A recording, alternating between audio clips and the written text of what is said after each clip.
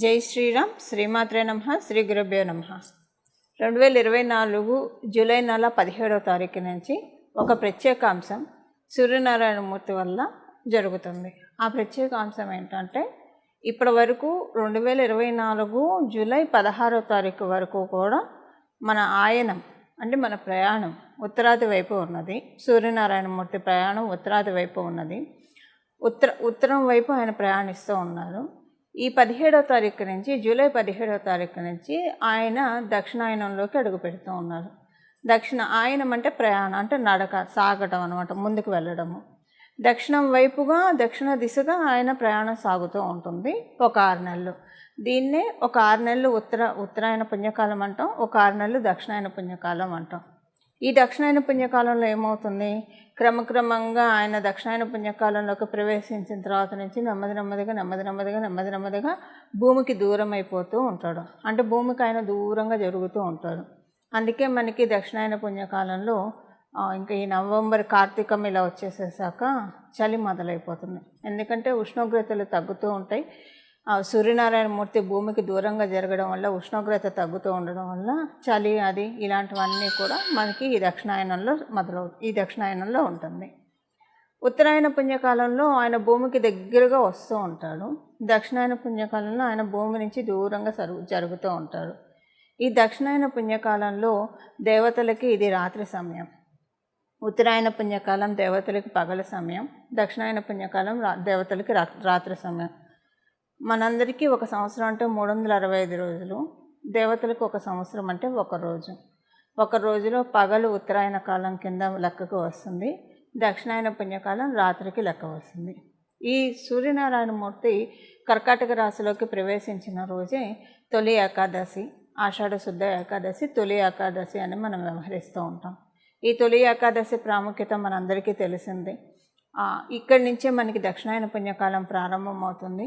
అసలు రవి సంక్రమణం రోజే చాలా విశేషాలతో కూడుకొని ఉంటుంది. రవి సంక్రమణం అంటేనే చాలా విశేషాలు. ప్రతి రాశిలోకి ఆయన మారేటప్పుడు ఒక్కొక్క రాశికి రవి సంక్రమణ దినం అంటే చాలా ఆస్పీషియస్గా ఉంటుంది. ఆ రోజు మనకి సత్యనారాయణ స్వామి వ్రత కథలో కూడా ఎప్పుడెప్పుడు సత్యనారాయణ స్వామి వ్రతం చేసుకోవాలి అని ముని సౌనకాది మహాముని చెప్పిన విషయం ఏంటంటే, పౌర్ణమి రోజు కానీ, ఏకాదశి తిథి రోజు కానీ, రవి సంక్రమణం దినం రోజు కానీ సత్యనారాయణ స్వామి వ్రతం చేసుకుంటే చాలా మంచి ఫలితాలు వస్తాయని చెప్పి. మనకి రవి సంక్రమణం ప్రతి నెల అవుతూ ఉంటుంది. కానీ ఒక 3 సార్లు రవి సంక్రమణం నిజంగా చాలా స్పెషల్గా ఉంటుంది. అది ఉత్తరాయణ పుణ్యకాలం ప్రారంభమైన రోజు, దక్షిణాయన పుణ్యకాలం ప్రారంభమైన రోజు, ధనుర్మాసంలో అంటే ఆయన ధనుర్రాశిలోకి అడుగుపెట్టిన రోజు. ఈ 3 ఇంకా ప్రత్యేకతలు. ఇప్పుడు ఏకాదశి అంటేనే మనం చాలా పవిత్రంగా భావిస్తాం. అందులో రవి సంక్రమణము, ఏకాదశి కలిపి వచ్చే రోజే ఈ దక్షిణాయన పుణ్యకాలం. ఈ దక్షిణాయన పుణ్యకాలము మొదటి స్టార్టింగ్ రోజే అంటే సూర్య సంక్రమణం, సూర్యనారాయణమూర్తి మిథున రాశి నుంచి కర్కాటక రాశిలోకి రావడము, అదే రోజు ఏకాదశి. ఇదంతా చాలా విశేషాంశము. ఈరోజు ద్వాదశ రాశుల వాళ్ళు ఎవరైనా సరే సత్యనారాయణ స్వామి వ్రతం చేసుకుంటే చాలా మంచి ఫలితాలు వస్తాయి. అంటే ఈ రాబోయే 6 నెలల వరకు కూడా ఇప్పుడు మనందరికీ తెలిసి దక్షిణాయన పుణ్యకాలంలో అనేక రోగాలు, యమద్రంష్టలు బయటకు వస్తాయని చెప్పి మనకి శాస్త్రాల్లో ఉన్న విషయం. అందుకే మానవులందరూ రోగాల్లో పడుతూ ఉంటారు, రోగాల బారిన పడుతూ ఉంటారు, వైరసెస్ అటాక్ అవుతూ ఉంటాయి. ఇలాంటివి అటాక్ కాకుండా ఆరోగ్యపరంగా మనల్ని మనం పరిరక్షించుకోవడానికి ఎవరైతే ఈ దక్షిణాయన పుణ్యకాలంలో మొదటి రోజు అంటే సూర్య సంక్రమణం, తొలి ఏకాదశి కలిపి ఉన్న రోజు అయిన ఈ జూలై 17వ తారీఖున ఎవరైతే సత్యనారాయణ స్వామి వ్రతం చేసుకుంటారో వాళ్ళకి చాలా యోగవంతంగా ఉంటుంది. 6 నెలలు వాళ్ళ కుటుంబంలోని వారి ఆరోగ్యం అంటే శారీరక ఆరోగ్యం, మానసిక ఆరోగ్యం, ఈ 2 మనకి లెక్కకు వస్తాయి. ఈ 2 కూడా చాలా చక్కగా ఉండడానికి మనందరికీ సత్యదేవుని ఆశీస్సులు తీసుకోవాలి. ఇది ద్వాదశ రాశుల వాళ్ళందరూ కూడా చేసుకుంటే చాలా మంచిది. 27 నక్షత్రాల వాళ్ళు, ద్వాదశ రాశుల వాళ్ళు, అలాగే ద్వాదశ లగ్నాల వాళ్ళకి కూడా ఈ పరిహారం పరిహారం కాదు, ఈ పూజ నిజంగా చాలా సన్మంగళాన్ని వాళ్ళ జీవితంలో తెచ్చిపెడుతుంది. ఇక్కడ మనకి తొలి ఏకాదశి తొలి పండగ అని చెప్తాము. ఈ తొలి ఏకాదశి నుంచి మనకి పండగలన్నీ మొదలవుతూ ఉంటాయి. ఇంకా ఈ తొలి ఆషాఢ శుద్ధ ఏకాదశి నుంచి ఇంకా తర్వాత మనకి ఆషాఢం తర్వాత శ్రావణం వస్తుంది. శ్రావణం తర్వాత భాద్రపదం, ఆశ్వేజం, శ్రావణంలో వరలక్ష్మి వ్రతం చేసుకుంటాం. భాద్రపదంలో శ్రావణంలో మనకి కృష్ణ జన్మాష్టమి వస్తున్నాయి. శ్రావణంలో అనేక పండుగలు ఉంటాయి. భాద్రపదంలో వినాయక చవితి, మహాలయ పక్షాలు, ఇలాగే ఇంకా మనకి అన్నీ కూడా పితృదేవతలకు సంబంధించిన కార్యాలే కానివ్వండి, దేవతలకు సంబంధించిన పండుగలు, ఇవన్నీ కూడా మనకి దక్షిణాయన పుణ్యకాలంలో చాలా ఎక్కువగా వస్తాయి. అలాంటి విశేషాలతో కూడుకున్న ఈ దక్షిణాయనాన్ని అందరం కూడా చాలా బాగా ఉపయోగించుకోవాలి.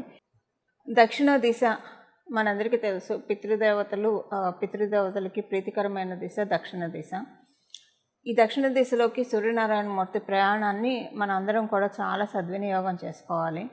మన ద్వాదశ రాశుల వాళ్ళకి కూడా ఏ ఏ పరిహారాలు చేసుకుంటే సూర్యనారాయణమూర్తి దక్షిణాయనం మనందరికీ కూడా, అంటే ఈ 6 మాసాల పాటు కూడా చక్కటి సత్ఫలితాన్ని తెచ్చిపెడుతుంది. రాశుల వారీగా ఏ ఏ పరిహారాలు చేసుకోవాలో అదంతా కూడా మనం ఇప్పుడు ఒకసారి చూద్దాం.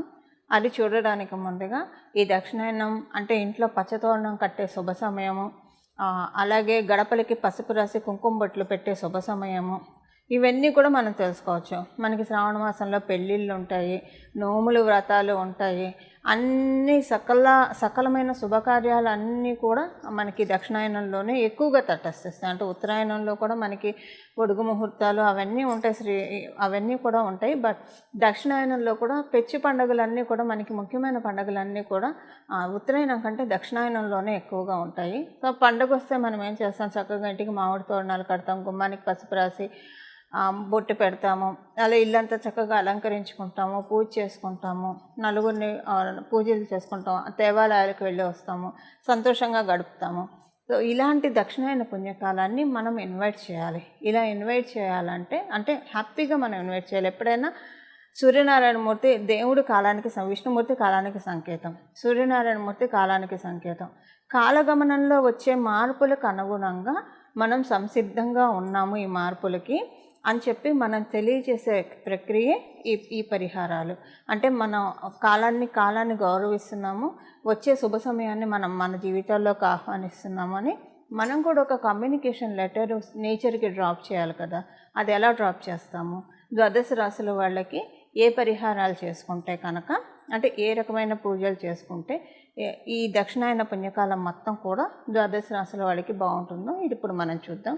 అయితే ఇప్పుడు మనం ముందుగా మనం తెలుసుకున్నట్టు సత్యనారాయణ స్వామి వ్రతం మటుకు 17వ తారీఖు రోజు చేసుకోవడానికి ప్రయత్నించండి. మీరు ఇండివిజువల్గా చేసుకోలేకపోతే సామూహికంగా, ఒకవేళ మీకు అలా సామూహికంగా అటెండ్ అవ్వడానికి కూడా కుదరకపోతే ఎవరైనా చేస్తున్నప్పుడు వాళ్ళకి మీరు చెప్పి మీ గోత్రనామాలతోటి సత్యనారాయణ స్వామి వ్రతం చేయమని చెప్పి వాళ్ళకి చెప్పండి, మీకు తెలిసిన వాళ్ళకి సామూహికంగా జరిగే చోట. ఇలా దక్షిణాయన పుణ్యకాలాన్ని ముందుగా మనం ఇన్వైట్ చేస్తున్నామని అంటే శుభంగా సత్యనారాయణ స్వామి వ్రత కథతో కనుక మనం సత్యనారాయణ స్వామి వ్రతంతో కనుక మనం దక్షిణాయన పుణ్యకాలాన్ని ప్రారంభిస్తే వివాహం కాని వాళ్ళకి వివాహం అవుతుంది. ఎందుకంటే మనకి కార్తీకంలో ముహూర్తాలు ఉంటాయి, శ్రావణంలో ముహూర్తాలు ఉంటాయి. వివాహం కోసం ప్రయత్నించే వాళ్ళకి వివాహం అవుతుంది, సంతానం కోసం ప్రయత్నించే వాళ్ళకి సంతాన సాఫల్యత ఉంటుంది. వృత్తి వ్యాపారాల్లో ఎవరైనా ఇబ్బందులు పడుతూ ఉంటే ఎదుగు బొదుగు లేక వాళ్ళకి చాలా బాగా ఉంటుంది. ఇలా ఇన్ని ప్రత్యేకతలతో కూడి ఉంది సత్యనారాయణ స్వామి వ్రతంతో ఈ దక్షిణాయన పుణ్యకాలాన్ని మనం అందరం కూడా ఆహ్వానిద్దాము.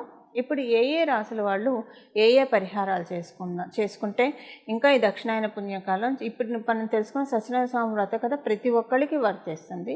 ఇంకా ప్రత్యేకించి ద్వాదశ రాశుల వాళ్ళు మీ రాశికి తగ్గట్టు ఏ పరిహారం చేసుకుంటే బాగుంటుందో ఇప్పుడు మనం విడివిడిగా రాశుల వారీగా చూద్దాము. ఈ పరిహారము గోమాతకి సంబంధించిన పరిహారము, గోమాతకి తినిపించే ధాన్యాలకి సంబంధించిన పరిహారం ఇప్పుడు మనం తెలుసుకుందాం.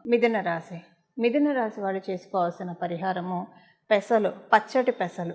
ఈ పచ్చటి పెసలు కేజింబావు ఎవరికైనా దానం చేయడం, బ్రాహ్మణులకి దానం చేయడము, లేదా అనాథ శరణాలయంలో వాళ్ళకి ఇవ్వడము.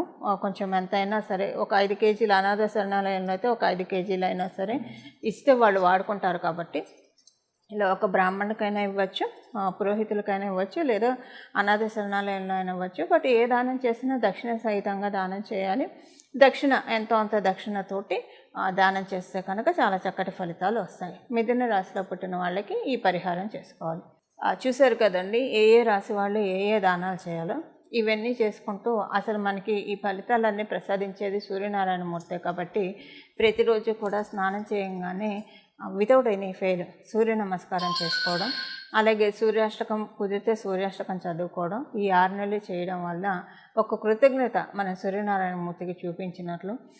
దానివల్ల భగవంతుడికి మనం ఏం చేసినా సరే, ఏ దేవీ దేవతలకు మనం ఏం చేసినా సరే అవన్నీ మళ్ళీ వాళ్ళు మనకు అంతకంత తిరిగి ఇచ్చేస్తారు. వాళ్ళు ఏది మన దగ్గర తీసుకోరు, దానికి రెట్టింపు ఫలితాలు మనకిస్తారు. సో ఏదైనా సరే మన బాగు కోసం మనం చేసుకోవడమే కానీ ఇక్కడ పెరుమాళ్ళని మనం ఉద్ధరించేది ఏం లేదు. మనల్ని మనం ఉద్ధరించుకోవడానికి ఏం చేసినా కూడా మనల్ని మనం ఉద్ధరించుకుంటే ఏమవుతుందంటే, ఈ జీవాత్మ కోరికలన్నీ తీరిన తర్వాత తొందరగా తీరితే ఈ జీవాత్మ పరమాత్మలో ఐక్యం అవ్వడానికి చాలా చక్కగా అనుకూలతలు ఉంటాయి. కాబట్టి ధర్మబద్ధంగా మన జీవితాన్ని సాగిస్తూ మన చక్కగా శివైక్యం కానీ, విష్ణైక్యం కానీ, రామైక్యం కానీ చెందడానికి చాలా చక్కటి అవకాశాలు ఉంటాయి. అలాగ ప్రతిరోజు సూర్య నమస్కారం చేసుకోండి మర్చిపోకుండా. ఇలా మీరు సూర్యనారాయణమూర్తి ఆశీస్సులు అందుకొని ఈ దక్షిణాయన పుణ్యకాలం మీ అందరి జీవితాల్లో కూడా శోభాయమానంగా ఉండాలని చెప్పి, మీ ఆకాంక్షలు, మీ అడ్డంకులు, ఆటంకాలు అన్నీ కూడా తొలగిపోవాలని చెప్పి, మీరందరూ కూడా సుఖ సౌఖ్యాలతోటి, సంతోషంతో, అష్ట సౌభాగ్యాలతోటి జీవించాలని చెప్పి నేను కూడా మనస్ఫూర్తిగా సూర్యనారాయణమూర్తిని ప్రార్థిస్తూ మంగళం. నమో భగవతే వాసుదేవాయ.